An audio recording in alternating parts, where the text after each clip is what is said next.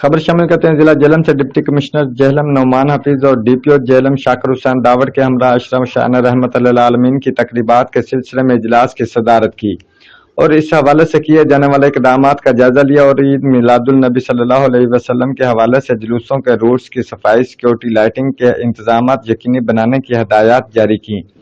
जिला झेलम में सरकारी सतह पर 1109 तकरीबात का इनेकाद किया जा चुका है। जिला झेलम के दाखिली व खारजी रास्तों पर बैनर्स अवेजा किए गए हैं और सरकारी इमारत को बरकी कमकमों से सजाया गया है। ईद मिलादुल नबी सल्लल्लाहु अलैहि वसल्लम अपने रवायती अंदाज से पूरी अकीदत और एहतराम से मनाया जाएगा। जुलूस अपने मुकर्रर रास्तों से गुजरेंगे। रिपोर्ट राजा शौकत, जियो एक्सप्रेस न्यूज, झेलम।